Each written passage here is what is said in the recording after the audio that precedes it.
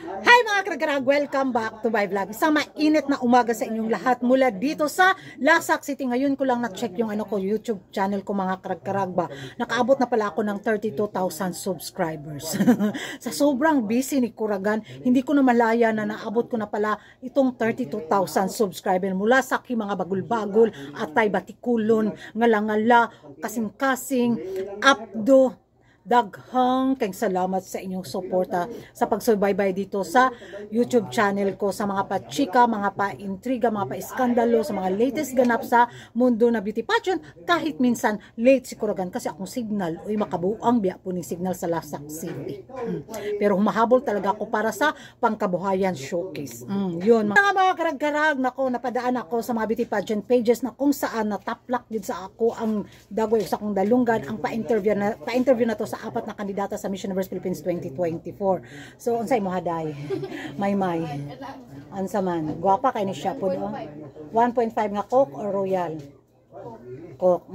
So napanood ko to mga karag-karag. So habang busy ako dito sa mga customer ko, nako panoorin at pakinggan niyo to.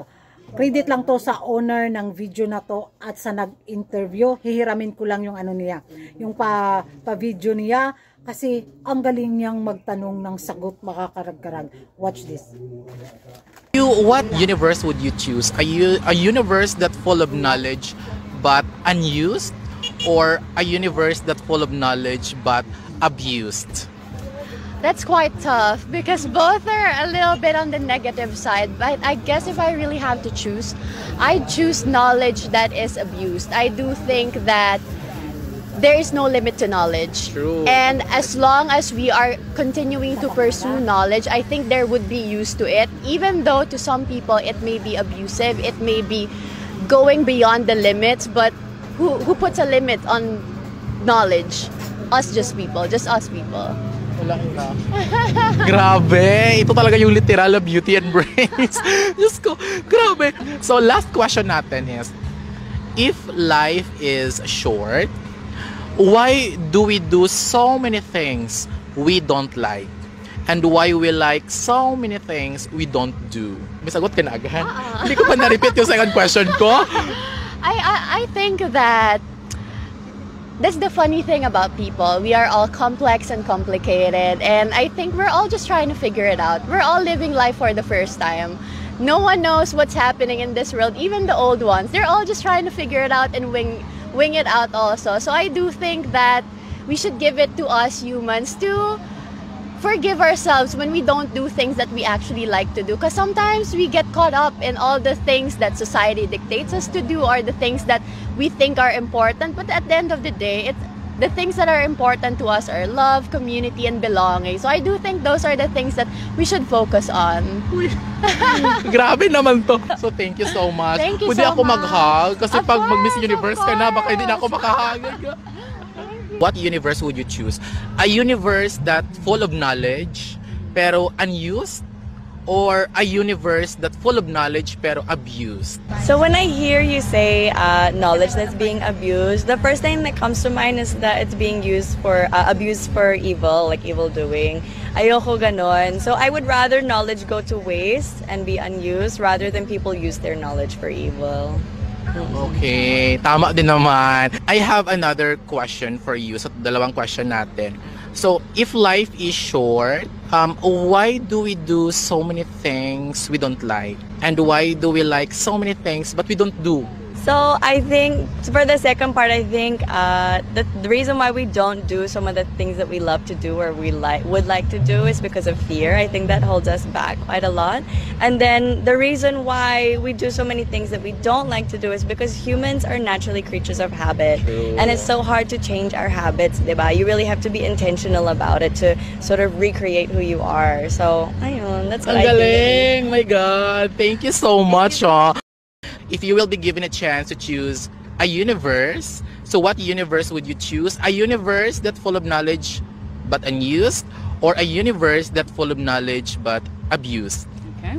So as in the place that we're living in right now, that there's so much hatred and there's so much war and happening at the same time, I would always, and I know that everyone would always choose a word or a universe rather that is unused, because when it's unused, you can always educate people about things. You can always be like a learning, or you're a teacher, a guidance to someone and learning them about or educating them about things. Meanwhile, when it's an abused world or abused universe, that it takes so much time to remove the trauma in people's mind and in their heart, because all they know is hatred. So instead of letting people know about hatred, we can taught everyone how to love and show humility and forgiveness. So a universe that is full of unused things, you can educate people. But with abuse, it takes time to really, cure abuse or at least get out of it.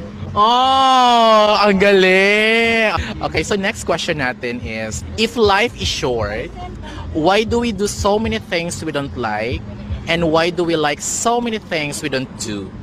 I think if I can rephrase that, for me, I think life is not short. I think for me, life is long because I live my day-to-day life or living, doing the best that I can, or doing the things that I'm happy about, serving people, influencing people, loving the individuals that are around me, and appreciating, showing gratefulness. So I think that life is only short when you don't live the moment. If you always procrastinate and think of doing things later than doing it right now, I think that life is long and we should live it that way. And with the life that we have in this universe, we make sure that we create an impact. And in this impact, we try to influence and we try to empower everyone. That's why I said abansi babae. So that's the advocacy about it. Thank you. Oh, ang galing nila. So, grabe. You will be given a chance to choose a universe. What universe would you choose? A universe that full of knowledge but unused, or a universe that full of knowledge but abused? I would rather choose a universe full of knowledge but unused, because I still believe that there are a lot of knowledge in this world that needs to be discovered further. And once this would be discovered, a lot of people would really use this for good. A lot of people would really advocate or become allies for it. So I would rather choose that. Knowledge Pero full- unused. Yes, tama. Galing! We have last question. If life is short, why do we do so many things but we don't like? But we like so many things but we don't do. I really do agree that our life is short, but there are instances that we cannot really live life to the fullest because we are limited by the society, or we are limited by our own capabilities. But we have to keep in mind that when it comes to life, we have to cherish every single moments that we have for it, every moments that we should impart an improvement, a Yes. development, and something that would really be a remarkable legacy for us in the future. Ang galing! Thank you so much! Yan ang mga karag-karag na panood at napakinggan na ninyo ang pa-interview na to sa apat na kandidata sa Miss Universe Philippines 2024. Magiging reaction ko lang ito mga karag-karag sa sariling opinion ko lang, sa sariling paniniwala ko lang, magkaiba-iba tayo. First, congratulations sa nag-interview.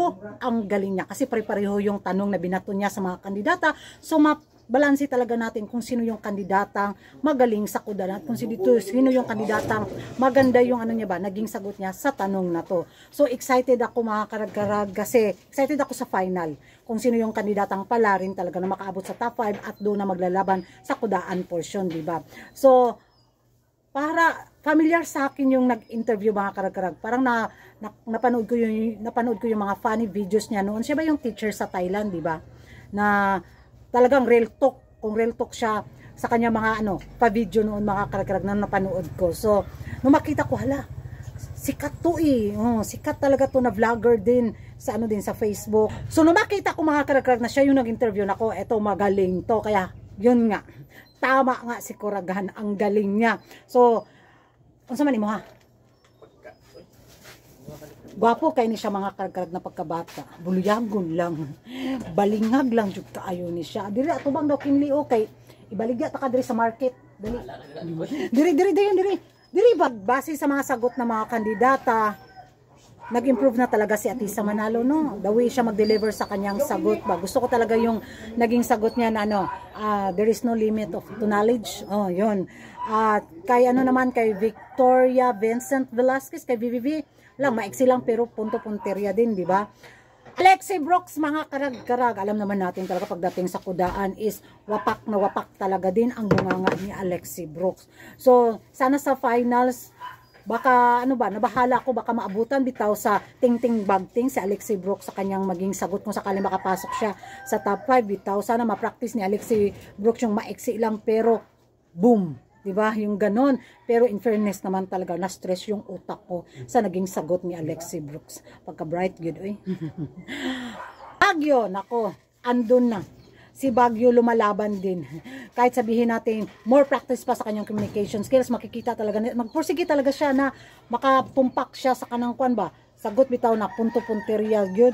Pero umasa talaga ako na makapasok din sa Baguio sa top 5 dahil magandang laban to mga karag-karag. Unsay mga daw?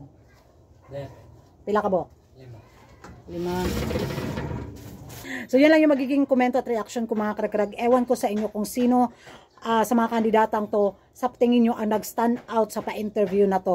Mag-ingay tayo sa comment section at kung hindi ka pa nakapag-subscribe sa YouTube channel ko, don't forget to like and subscribe ko rin karag. Ang babae lagi ng karag-karag. And see you in my next vlog. Bye bye!